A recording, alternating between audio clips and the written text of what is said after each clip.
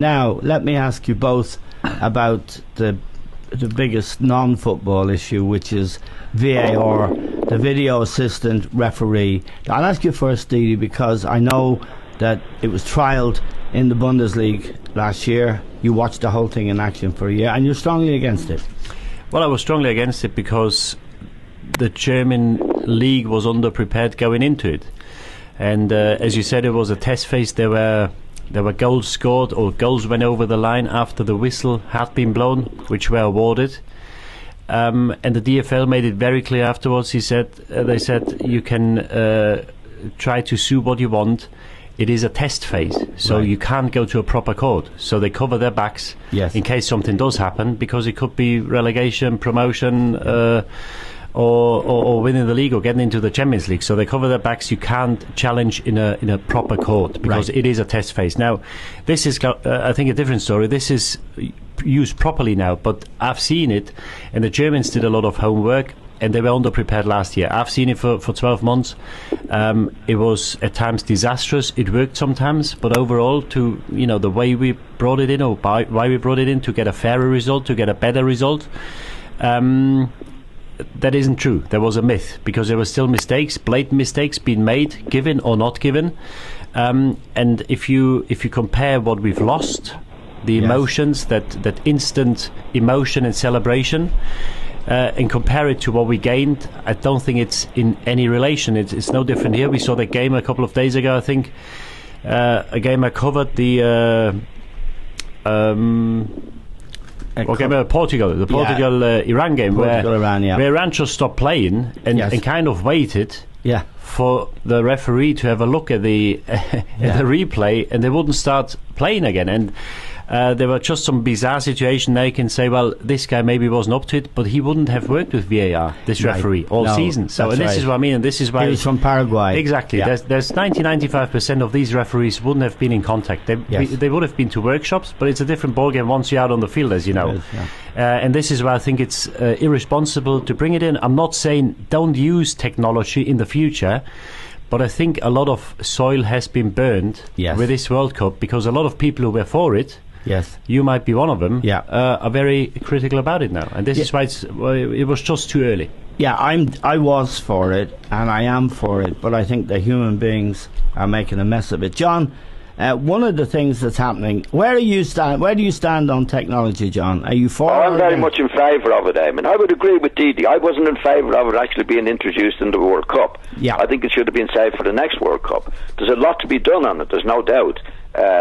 But in principle, I think if and when and in time, Eamon, I think they will get it right. And even in this World Cup, I mean, I heard Didi the other day talking about it, and it was the match that they did the other day was particularly bad. Yes, that's the Portugal-Iran match that Didi was talking about. That was only one match, but if you look at it overall, if you look at the decisions that were made, I think 90% of the decisions that were made were right. Now, there's still a lot of work to be done, but the decisions are the main thing, in my opinion, getting the decisions right. And I say 90% or more than 50% of the decisions that particular match the other night were wrong. It was a bad match, and it was a bad match for VAR. But that was the exception to the rule of the World Cup now. I would agree, yes. As I said before, Eamon, I didn't agree with it being coming in this year. I think they should have done 4 years on it before. But I think it's worked on the whole very, very well. Okay. That was a bad match the other night, and it was a bad match. There's no doubt, and it was bad for VAR. But the results that we've seen, I mean, if you take it without VAR, Eamon, many results would have happened in this particular World Cup that we would have got wrong. Yeah, certainly. Quite a lot, in my opinion. So I think getting the decision right is the most important thing. There's a lot of work to be done on it, but I think eventually they will get it right. As Didi said, the referees probably weren't prepared as much as they should have been. The whole preparation wasn't right going into this World Cup. It should have been They should have waited 4 years. But the principle of it, I think, is right. Getting the decisions right is the most important thing of the lot.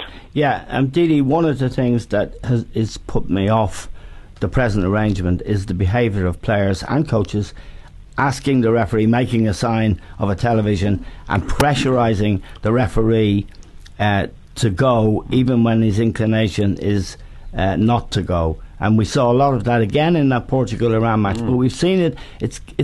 They found a way now, players and coaches, to pressurise the referee to go to the VAR. Yeah, and that's absolutely right, and that you might be able to iron this out. There was the rule was brought in when they started in Germany that you're not allowed, because it's like waving that imaginary yellow card years ago, yes. Which they banned, and when they said if you do that you get booked yourself, and in Germany they said you can't point to the referee and tell him to go to the screen.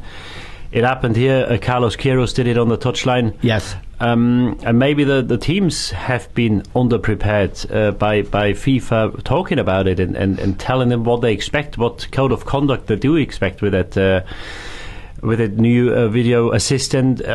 Coming back on John when he says we got the right decision, I agree with that you probably get more right decisions, but I think end of the day whether you get 96% right decisions a game or 97.5 doesn't really matter. Yeah. Because there's one or two decisions either end which decide games, and we don't know how many results would have been different without it. You know, we can only speculate.